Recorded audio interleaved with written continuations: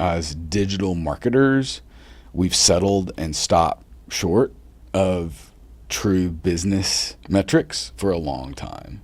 And I think like that, the fact that we measure things on how many clicks we get, or we measure things on impressions, or we measure, like, I think we got infatuated with the measurability as opposed to the growth metrics. You know what? We're going to commit to doing this much really good work each day.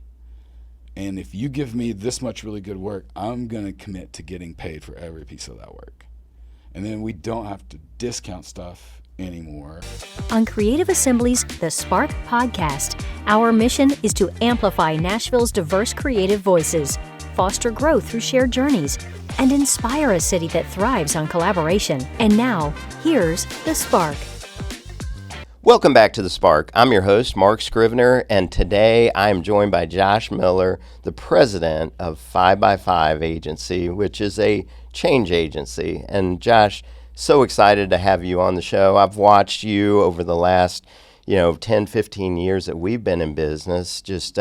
You've been with a couple agencies in that time span, and I'm really excited to hear your journey and your story and what's got you here and becoming the president of 5x5. And let's get into it, man. Josh, welcome to the show. Thanks, man. I'm excited. I appreciate the invite, Mark. And same to you. I've watched Snapshot grow, and so it's going to be a fun time to have a conversation. Well, thank you, man. Yeah, like I said, man, you've spent your entire journey in a couple agencies in town that are very respected. Mm-hmm. And so maybe just talk a little bit about that. Tell the audience your journey. What got you into this? Yeah. I was talking to some friends just yesterday about how we got into this. For me, I almost dropped out of college, and then because I wanted to be an engineering physics major, until I got into some of those math classes and quickly realized that wasn't for me. From there, I spent about 3 years taking all the electives that were possible at Murray State University, and then realized it was time to get out. So I got the book that had all the class listings in it and searched through it, and the only thing that counted every single elective was advertising.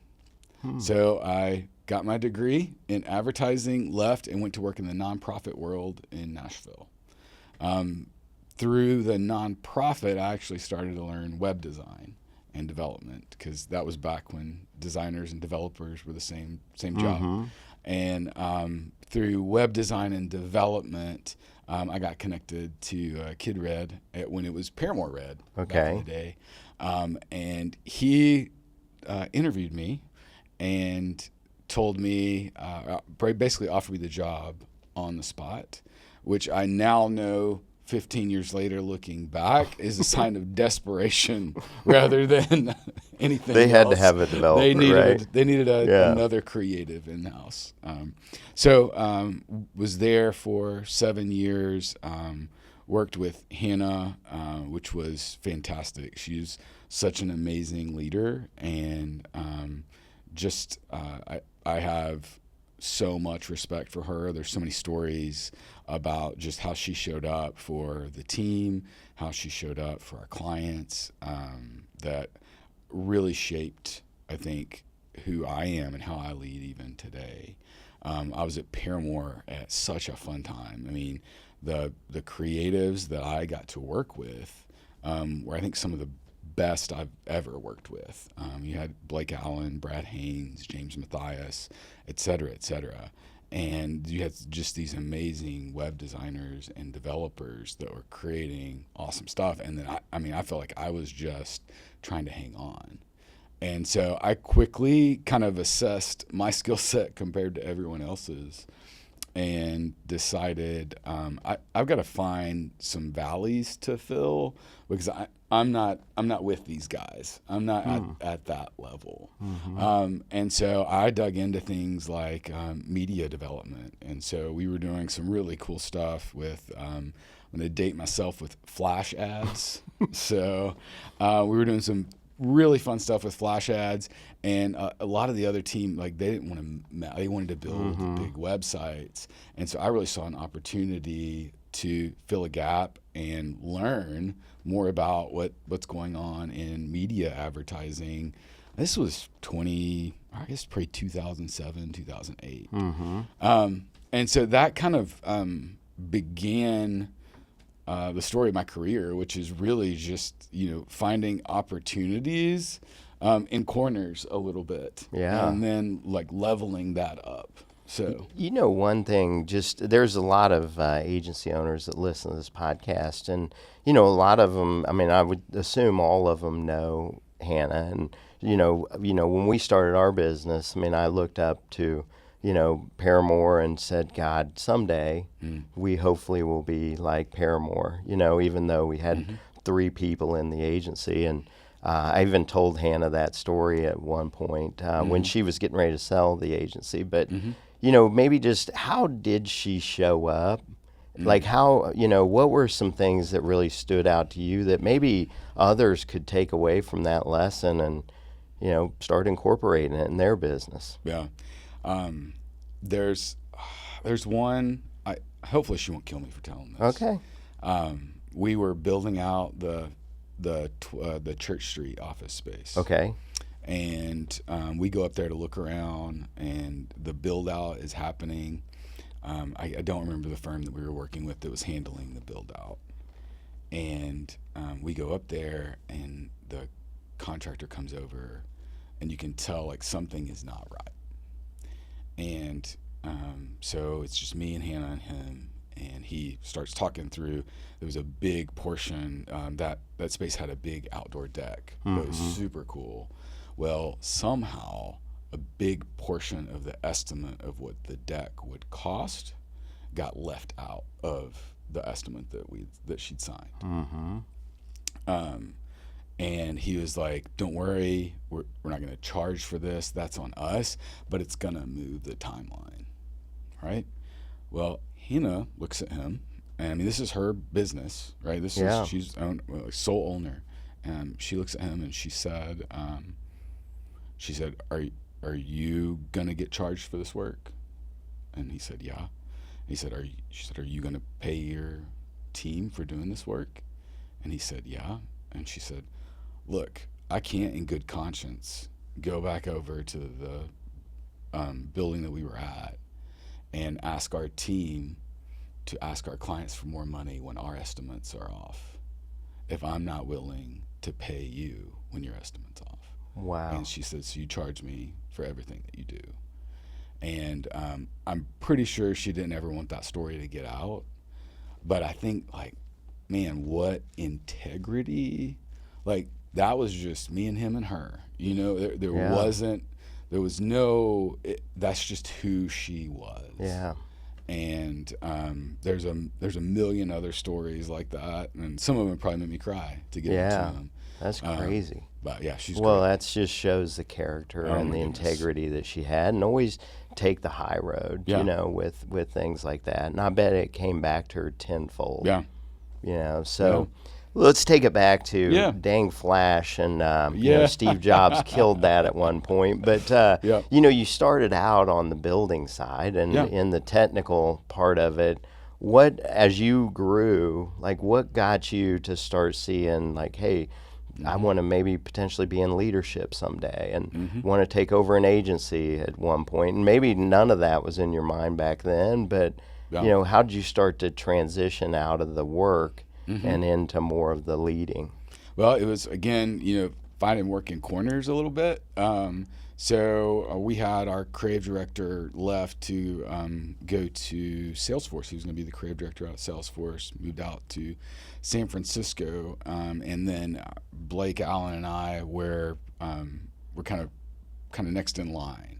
And our creative director at the time spent a lot of time in meetings, and then he also was doing some of the work. We had hired an agency consultant that everyone would know about a year prior, and he had come in to assess the team. And so we're sitting around the room, and in front of the whole team, basically the whole creative team, he's sitting around the room, and he would be like, so-and-so, man, you have just really great design chops, and I think the more that you lean into design, like that's really your path.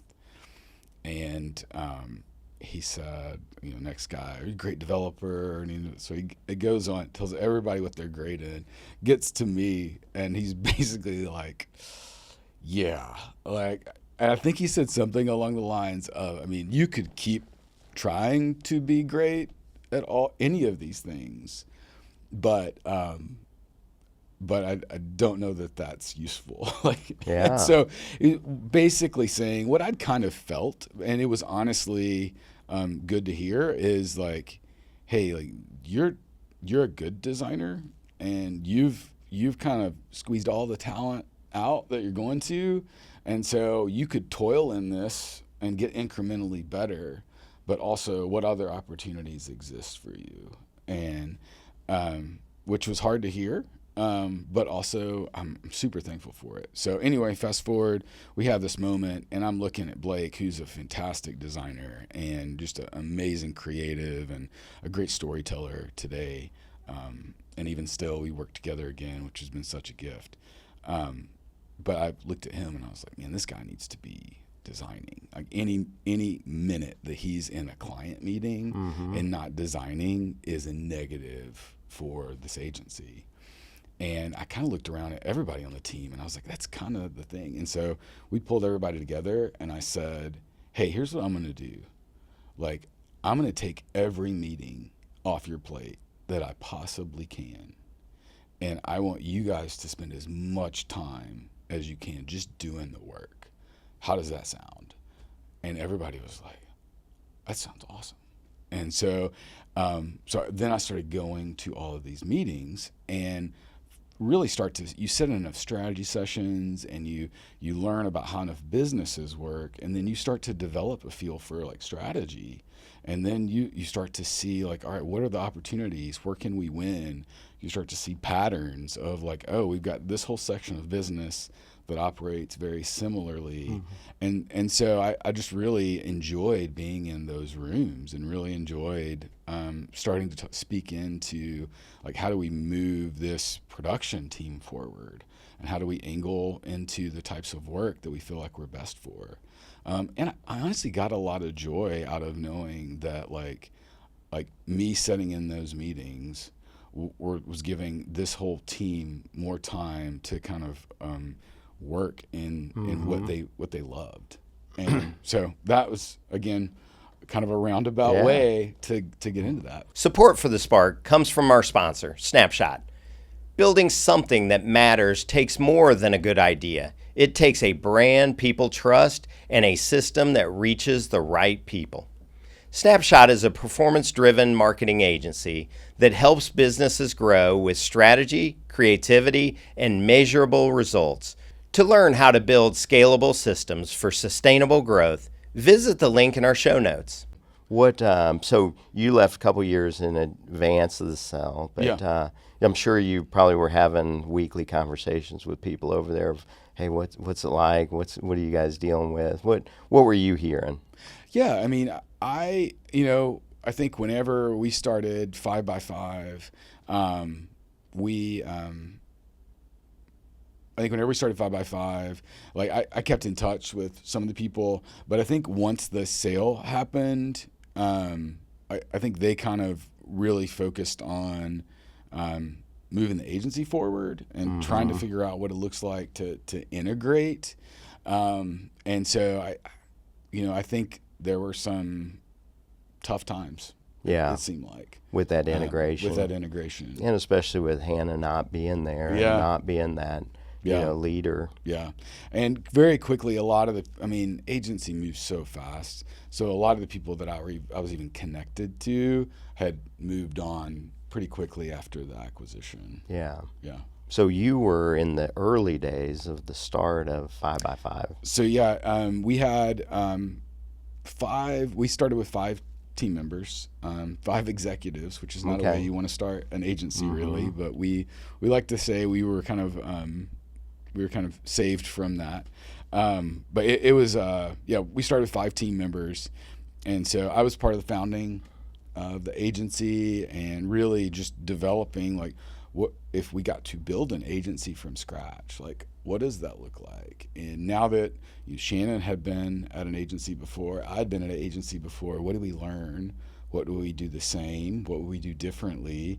What was really fun is like, when she'd had success doing this and I'd had success doing that, and then how do we merge those together to figure out, like, can we grow faster? Can we skip some of these early bumps along the way that you tend to experience as you're building an agency, and get to something that's bigger, quicker? Yeah, well, and I know, you kept in touch with that team that you worked with in the past. You had a lot of respect for, even though you had left to found 5x5. And ultimately, a lot of them came over and are now working with you, some of the people you've mentioned that you had a lot of respect for. And so it's good that they, followed you, and you must have made the same kind of impact on them. So, well, I think when you enjoy working with people, and opportunities arise, that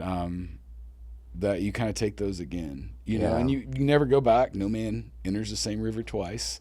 But like, I do think there's something to trust that you build along the way. And I know we've had some really great creative directors at 5x5, but like, you always go through this trust building. And I remember when Blake came on, like, there was just, for me, I feel like my shoulders dropped, because I knew, like, that trust was already there, and there's, like, I think you can move through some bumps pretty quickly when you have that history. Yeah. So, well, when you formed the Founding Five, or the Fab Five, did you guys all evaluate each other's strengths and maybe weaknesses and say, hey, because you said we leaned into each other's strengths. How did you determine what your strengths were versus what Shannon brought and the other team members? Yeah. So Shannon and I mentioned my nonprofit experience at the very beginning. Shannon and I actually worked together in that nonprofit for a period of time. And in that, we found that we worked together really well. And so she eventually went back to her agency, and I started working at Paramore, but we kind of always stayed in touch. I got to a point with Paramore where I loved the work. I loved what we were doing. I loved the team. But I felt like, there were people on my team that were reporting up to me that were ready for the next step. And I kind of got to feel like I was holding them back a little bit. And I think that tied up with, I maybe might have been a little bit bored. And I had a coffee with Shannon, and she was leaving her agency. And she said, I don't know what I'll do next. And I just said, hey, if you start something, let me know, because I'm interested. And so a lot of that team that we built to start 5x5, Shannon was very much the hub of that. So like, the relationships that she had were the people that kind of came together to start that. And I think she's such a fantastic leader and a strong leader that, like, there was it was like, okay, if Shannon trusts this person, then I'm going to trust this person, And so we were able to very quickly gain a basis of trust to be able to work together really well. And I think that set the tone for our agency in a lot of ways. One of the things that we say is, I think I did a study a few years ago on how much time and money companies invest in, like, what can effectively be called distrust. So we do all of this work and have all of these analytics and have all of this, and some of them are so we can run our business, and some of them are just because we don't really trust our team. And so we have to have these validators. And I think, like, that's been a little bit of a cheat code for 5x5, is like, yes, we want to run a good business, and we have metrics, and we track hours and things like that, but at the same time, like, I think you walk in the door with trust, and that changes how we operate the business. Yeah, man, that's refreshing to Yeah. hear too. And going back to the Shannon and Hannah, I mean, you Yeah. have worked with some really strong, Yeah. leaders along the way. So Yeah. you've been blessed. Talking about like your leadership, though. Yeah. You've went through a lot of different title changes along the way. Was there anything that changed when the title changed of the way you like lead? Yeah. I mean, I think it, a lot of leadership for me has been, and I guess tied to the title changes, has been like, sometimes you have to say goodbye to things that you really love, And like, I love web design. Like, I thought that was, man, super cool. Like, I would nerd out over, like, you take a design and then, like, I was back in the hand coding days. Mm-hmm. You hand code the HTML and you hand code the CSS and then you watch it come to life. I mean, that was super cool. But there came a time when I had to be like, okay, but not anymore, because I need to do this now. And so I think, like, that's been, we talked a little bit before this. I was in a session yesterday just talking about humility and I don't know how that fully ties in, but I think being open to, like, closing the door on things that you may really enjoy and you may really like for the good of the business is oftentimes for the good of yourself too. Yeah. Because it opens up. That's a great point. I mean, it gives you opportunities to learn and grow, Yeah. but it also gives the people in Yeah. the organization opportunities to learn and grow, like you Yeah. did at Paramore, like you've Yeah. done at 5x5 by allowing people to step into those roles you love to do. Yeah. And you still probably get to tinker a little bit here and there with it. Yeah. On my worst days, I get to tinker because Well, the eyes get big when I walk into certain rooms. yeah, and I know, like, recently, I mean, I guess over the last, like, year, you guys have also, at 5x5, you've went to an employee-owned model through the 3LS partnership. So maybe just talk a little bit about that. I know you came in as a founder, but now, like, having, everybody as an owner within 5x5, how's that changed anything? Yeah. Well, I think that, like, if for us, we started looking at employee ownership about 3 or 4 years before we actually stepped into it, because it was initially it was almost like a secret. Like, we hadn't ever heard of it. And then as we started to, I think Shannon found out about it at a lunch with one of our clients, and then we started to dig into this, and and then there was a point where we said, as an executive team, like, I think this is the direction for us. And so there was still 2 years between that point and when we went to employee ownership. And so then we had to really engage with our leadership team and our whole team and just think through, like, all right, this group is getting ready to be employee owners. So how do we train them to be employee owners? And so we started doing things like opening up books more, talking about how the business runs more, so that when we did get to the employee ownership and they were owners, they knew what that meant. Because I think what we had seen in some situations is you just you become an employee owner, but you have no framework for what that means, and so you're like, so does that mean, like, I can have your job now? It could lead to a level of just chaos because you don't know what to do with it. But our goal was to set the team up well to understand what it meant to be an owner. And so I think one of my favorite stories is when we told the team, one of our leaders, and I love this so much. He was like, we were explaining what an ESOP was and what it meant, and he looked me right in the eye. He said, so now if I bring ideas, they don't just benefit you, they benefit me. And I was like, well, I hope that you always saw them as benefiting you, but I see your point. And yes, like, now, like, if you have an idea of how to make the company better, like, we all share in that win. And I loved that thoughtfulness from him of, like, okay, let's go. Because I think one of the things that is, I think, broken in agency is that we lose so many of our good people to what we affectionately call client side a lot of times, because we can't offer them a way to stay. And I think that employee ownership like helps provide that way to stay, where it like, all right, let's build a successful business that you get to participate in, so that like we can stick together longer. And I think we're starting to see that, just looking at the census of our team. Like, it's older than it's ever been in a lot of ways. And I think some of it is that, all right, I see a path forward for me to succeed in life here.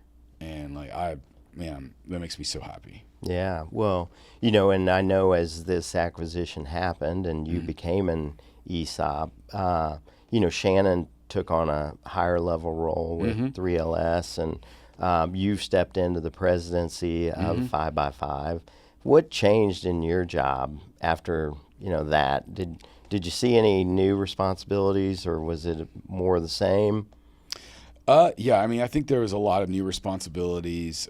Even more so than that, Mike Schatz, Shannon, and I had kind of always been the ownership team, and so with Shannon moving into the new role, Mike moved into a little bit of a different role, and so they were both still there. But in some ways, we had to rebuild an executive team. And they changed. Like, we had brought a couple people on. Jordan White, Mike Linda had been on that team, but there was a little bit of building with that team. Okay, what's the new cadence? What's the new structure? Shannon's she's a strong leader, but she's also a very collaborative leader. And so, like, there was a lot of we made decisions together, and the final decision was hers, but we got there together. And so that was a new, we still do that with our executive team, but that's just working, again, building a different level of trust with a team, and saying goodbye to a really great partnership in some ways that had worked really well for several years. Again, everybody went on to better things, but you still have to sunset that. And so I think leading through that, you went from, we have some of our leaders are younger leaders, and so now you're like training them up and helping them see things differently. Because I mean, even to some of our early conversation, as people move into leadership, it's always funny to go back and think about what I thought was important to my leaders along the way, and then when I became a leader, what actually was important to me tend to be two different things. And so that requires training and growing, and then they're letting go of things where they may have always done the thing, and now they've got to let someone else. And so that's just a lot of change. Yeah. So. Well, but you're a change agency. There we go. So, there we go. Hey, we use that. Yeah. Well, now I mean, before the show, we talked a little bit about, just things that you've taken on that were on the acquisition side. So now as an ESOP and, employees, they all win when we win together. And so some of it is going to be through acquisition. And I know that's a main responsibility you have, is looking for companies, other agencies that you can fold in and that makes sense. And I think you said you recently did one with a PR firm here in Nashville, and you rolled them in. Like, what was the hardest part of maybe that integration, or were there any hard parts to that integration? What do you look for? Yeah, no, that's great. I mean, I think one of the things we look for is like, is this an organization that understands our client base? Like, when in this case, we were adding a service line. Like, we don't have PR, or we didn't have PR at the time. And so we were looking, like, that's one of the things when we say, hey, we're a full service agency, but we don't have PR. So, all right, how do we remove that so we can just we're a full service agency? So PR first on the list, and then we were looking for someone that understood our client base, so it'd be easy to roll into current clients, and their clients would be easy to roll into our full service offerings. And so once you find that, it becomes about like culture fit, and they really get what we're trying to do here and how we're trying to grow. And so the team at Hearsay and with Kristen was great. I mean, the first she brought in a deck about her agency and literally went through client by client and was just like, this is how they're a change maker, this is how they're affecting change in the world. And so that goes a long way to like, all right, you really get what we're trying to do here, and there is a cross section of our clients that we can work with. Now, integration's still tough because you have one group that is used to doing work one way, and they've been successful doing that, and then you have one group that's used to doing it another way, and they've been successful doing that. And so the merge is really important. And I mean, I think we're pretty much through that, but I think it's taken us 6-9 months to really like get to that point where we're really working together. One cohesive team. Yeah. So, Josh, I mean, you've acquired the PR firm, you've integrated them in. Now it's like, what else are we going to do? And I know, AI is on every leader's like mind in the agency world. Yeah. Like, and you coming from a tech background and creative, like, how are you thinking about AI at 5x5, or how are you and the team integrating it into what you guys do today? Yeah, man, what a great question. I mean, I feel like that's the $1 million question that everybody's trying to answer. I think for us, we've given our team access to all the tools, and we are letting them work with those tools. And so, and then we are raising up leaders that are using the tools and just showing like, oh, this is where we're winning here, this is where we're winning there. I just was looking at some agency analytics, and we're seeing, I haven't heard other agencies talk about this, but we're seeing a significant efficiency margin for the past 4 months. And I really think that a lot of that is AI showing up in the numbers. So for our team, like we talked about this just Friday, it becomes, all right, how do we use this opportunity? How do we use this margin to over-deliver for our clients, to do better work? We've all been in agencies long enough to know, like, oh, if I only had a little bit more budget for this client, we could do this amazing thing. All right, let's do this amazing thing now, right? Let's do it. And so I think some of it is removing some inefficiencies that we've just never been able to quite work out of the agency, and some of it's real opportunity for growth. So we're super encouraged and excited, and looking to operationalize some of it, while at the same time it changes so much. I don't know if you saw, I think today or yesterday, Claude is going to start watermarking all of its content with like kind of a digital signature. So everything that goes through Claude will now be able to be identified as having gone through Claude. And so what does that mean for a team that uses Claude for editing, or a team that uses Claude for writing, or a team that uses Claude for coding? All of those pieces start to, all those changes are just super interesting. Yeah. And we just got to deal with them as they come. And you have to stay up with them like all the time. Yeah. So it's just like the internet in the early days. It changed all the time, and now it's AI changing. Yeah, but I'm excited because like we're finally starting to get some real data, and I think so much of the futurism of AI has been built around this grandiose vision that in a lot of ways has no foundation to stand on, but in the absence of actual truth, it proliferates. And so now that we're starting to get some truth into the story, now we have a baseline to stand on and be like, okay, this is what it's going to be. because that's been my frustration is like, your team comes in and they're like, what does this mean? And you're like, here's what I think it means. But then somebody else is yelling, here's what I think it means, louder. And really it's just, all right, well, you have to decide who you're going to listen to. Mm-hmm. But now when the data starts to come in, we actually can like, okay, now see, I told you it's going to be, yes, things are going to change, but also it's going to be okay. Like it's not going to, we know this, go back to the Flash joke, right? Mm-hmm. Change happens fast and slow at the same time. Mm-hmm. And so it's, and I think we're in one of those opportunities. And as long as you keep your eyes open, like I think we're going to be good. Now, I personally think there's going to be some agencies that are going to start to see that efficiency model, and they're going to think, man, let's ride this.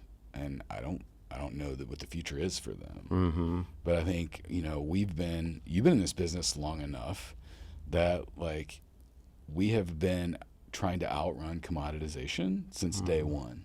Like things are always getting easier. I go back to when I was a developer. I think I spent 40 hours developing a form one time, and it was all good work. Like it wasn't like it was just that's what it took to develop a form in Dreamweaver 25 years ago. That worked. Yeah. And now that takes a minute, and it's also integrated with 5 tools. So like this is going to be faster and different. Also, we've seen patterns like this before. Yeah. It was the best darn form you ever could imagine back then. Nope. But today it's even better. It took a few minutes. That's funny. But we have been in the business for a long time together, and you being in Nashville, we've both been here, seen it. Like I'd love to just hear like what you've seen change in the agency world from the early days, even from a client side, the expectations to do great work today versus way back in the day. Yeah. I feel like my view might be a little skewed because I come from so much of the digital side. Mm-hmm. So I mean, when I started, we were building websites, but we really didn't know why. And we were, I remember when Google Analytics came out. I remember when form tracking came out, and you're like, what does this even mean? Like, how is this going to be used? And so I think what I've seen is just a digital getting increasingly tied to actual business growth. And that's what's gotten me really excited over the last few years is I think we've, as digital marketers, we've settled and stopped short of true business metrics for a long time. And I think like that, the fact that we measure things on how many clicks we get, or we measure things on impressions, or we measure I think we got infatuated with the measurability as opposed to the growth metrics. And our job was always to grow our clients. Mm-hmm. It was never to just stop short. And so I hope, like one of my hopes for AI, I think you guys are working on some of this, is that, we get to we realize some of these attribution opportunities that we've been talking about for 20 years. Mm-hmm. And we've never really delivered on in some respects. There are cases where we get the attribution all the way through, but a lot of times it's borderline impossible. Yeah. And so I get really excited about that. We're doing some fun work in marketing effectiveness, and so I'm excited about how to integrate that into some of our digital capabilities to look at like things like, all right, we're doing all of this work. Is your business growing? And so like, all right, if the business is growing, then let's back into which of the work is actually working. But like, let's not get caught with these little tweaks on the front end if what we're doing isn't affecting your business. Yeah. Man, such a good point. And you're exactly right. It went from the impressions to now it's the reality of how are we growing your business, because the clients have wanted that all along the way. Yeah. Even though now it's more relevant than ever before. Yeah. So great. Well, and we stopped them on time on site sometimes. And we were like, well, the time on site went up. And they're like, what does that mean? And we're like, I don't know. I don't know. Yeah, you're exactly right. Well, as you think about the legacy that you're going to leave at 5x5 or whatever's next, what are you the most excited about, and what do you hope your legacy is when you wrap this thing up? I think a big piece of my journey was I wanted to be done early.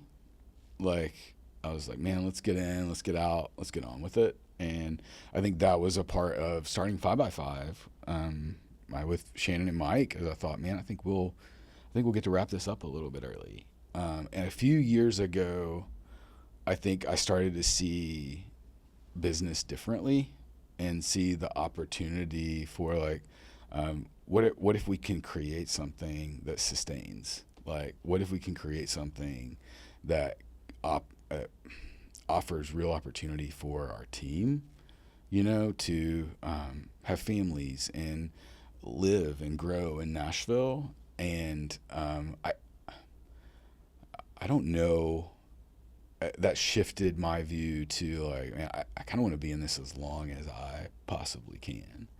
And so I think, I look at agency and I see a lot of great things, but I see a lot of things that are wrong with it too, that are innately wrong with the way agencies operate. And I want to be a part of eliminating as much of those as possible, Wow. Like, how do we take some of the, the weird badges that we wear of like how many all-nighters we've worked and how many, how many weekends we've worked, and how do we right size that into like, yeah, maybe you need to do an all-nighter, or like maybe we need better planning. Maybe we need, maybe we as the owners need to be more responsible for getting paid for all the time our teams worked, And so when you start to unpack some of those, you see this, like, you kind of see this nastiness of like, all right, well, the team was working too much, and so that produced work that wasn't great that now we can't really charge for, but now we're behind on, so the team has to work more so that we can get that out the door. And it's like, all right, well, how do we break that cycle? What would it look like if we just said, you know what, we're going to commit to doing this much really good work each day. And if you give me this much really good work, I'm going to commit to getting paid for every piece of that work. And then we don't have to discount stuff anymore. Yeah.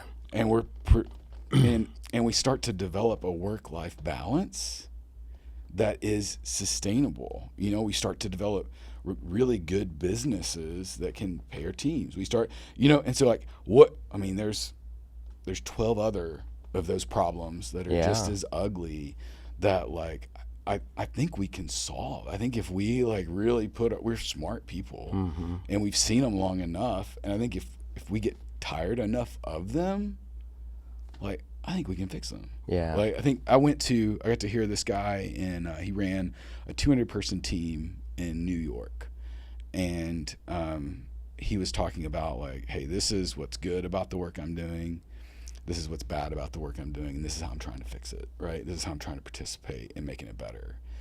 And like he was like, basically, at any point, I have 3 people doing the same job because I know that like I can't give them the opportunity to build expertise, and so they're going to leave in 6 months. So, and he unpacked this problem of who's like, I've got to figure out how to give them the opportunity to build expertise. We don't have that problem in Nashville. We're building smaller agencies that have to have expertise. Yeah. So like it was, so because you look at like a lot of times I've looked at New York and I'm like, man, if if I had just been in New York, I could have been a contender, you know? Well, I mean, your lesson, though, that of what you're trying to eliminate is every agency owner that's listening to this says they're probably all thinking the exact same thing. Man, Yeah. I would love to figure that problem out and love to fix it. I know we're working on it very hard here. And so, I mean, it's a great vision that you've got for what we need to do. And that collaboration, how do we all collaborate together to figure it out together, and we all win. And I think that's another message I've always taken from like you and Shannon and your team. It's like, that collaborative, model. And, Josh, this has been fabulous. Is there anything maybe that I didn't ask you that you want to share? I don't think so. This is a great conversation. I really appreciate the questions, the thoughtfulness. Oh, man.